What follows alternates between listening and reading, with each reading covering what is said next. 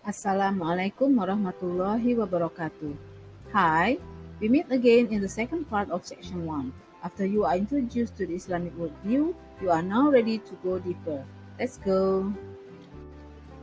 In this part, we will see the concept of business in Islamic perspective. After learning this part, I hope you can compare the Islamic concept to common concept that we are having now, which is capitalism. And we will learn deeper about the definition and concept of business in Islam and to know more how the concept of khilafah leads business concept in Islam. Let's take a look. There is no doubt that capitalism is known as a modern economic system. It was introduced by Max Weber in 1904 to 1905 in his book titled The Protestant Ethic and the Spirit of Capitalism, one of the most renowned and controversial works of modern social science. It was promoted and built by Protestants, particularly Calvinist ethics.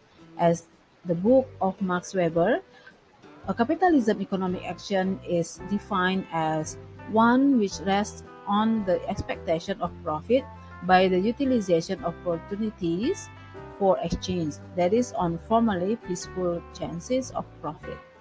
Capitalism is believed as a factor that increases the work spirit and productivity. Here are some basic principles in capitalism. Please read by yourself.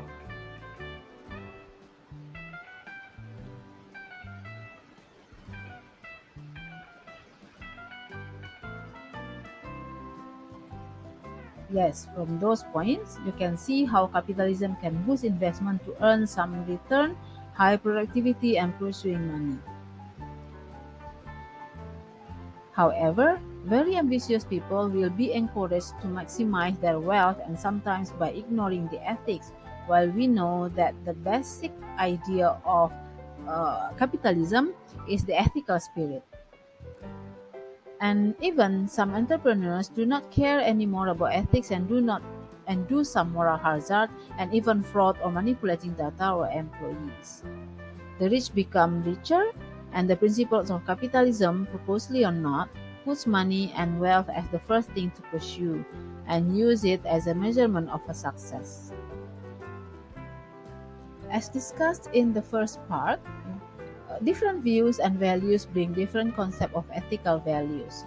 And of course, religion plays role in structuring ethic in business. There is no doubt that capitalism is known as a business economic system. It was introduced by Max Weber in 1904 to 1905 in his book titled The Protestant Ethics and the Spirit of Capitalism. Business in capitalism is productive action to earn more return or more money from what they did, invest money and do works. But unlike other religions, Islam attaches utmost importance to every kind of productive work. Business in Islam has a wider meaning. It includes not just business in common meaning, the trading or works. Business in Islam also include what we call as amal. Amal is deliberate action, work or deed, so it's very wide. We can say that amal is a business with God and rewards by God, as trading or business in common meaning is the business with humans and rewards in money. And the rewards is money. The Holy Quran elevated amal to the level of religious duty. It is mentioned more than 50 verses in the Holy Quran in conjunction with iman or faith.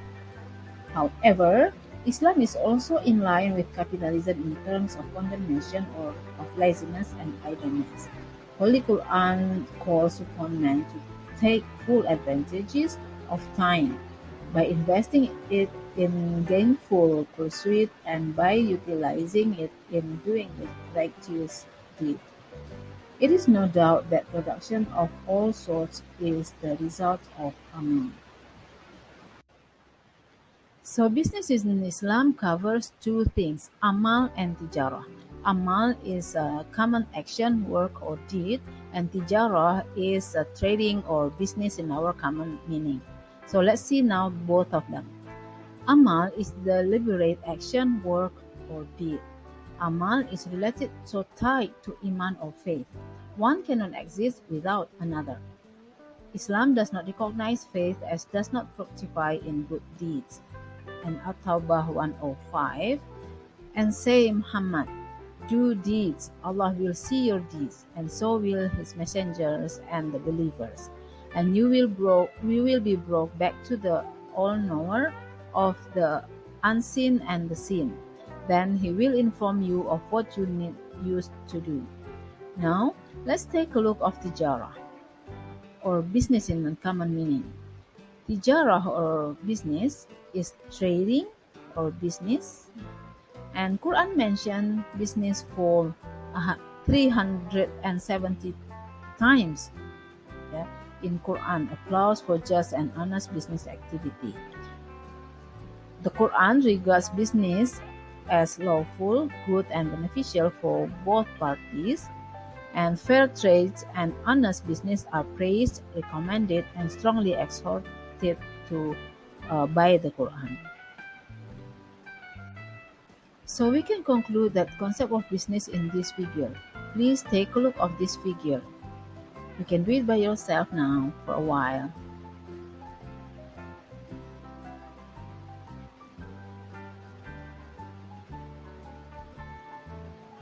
I also encourage you to read the translation verses or in Holy Quran for the chapter and verses written down here. I put one of the link of the Quran website that you can use in uh, in the next part of this unit. There are some encouragement and exhortation to Amal. So let's take a look of each of them. First, Allah promised to reward Amal. Allah promises abundant rewards for the worker and providing him with incentive for improving quality and quantity of his work. 2. Islam has a positive view of working for a living.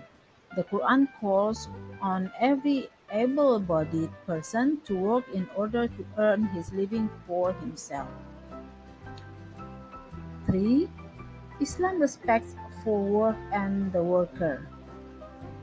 It was mentioned in Hadith, it is far better for one even to take his rope, cut wood, pile it up, and sell it in order to eat and give charity than to beg others. And the last one, Islam encourages for skills and technology. Allah provides us with tools and technology. You can also check the Holy Quran for the chapters and verses I written down here. What about tijara, or business in common meaning? Muslims should do business by complying to Sharia regulation. If it is, it will be recognized as Amal as well. It means that if you do business according to Sharia and with a good will, we will not just get return in terms of money, but also rewards from Allah as it is in Amal. So, tijara or business can be an Amal if we do it by complying to Sharia regulation. You can find the references I put here. It will be very good for you if you want to know more about Islamic perspective on business. The next section, I will be discuss some different concepts from capitalism and common principles. Thank you for your attention. Assalamualaikum warahmatullahi wabarakatuh.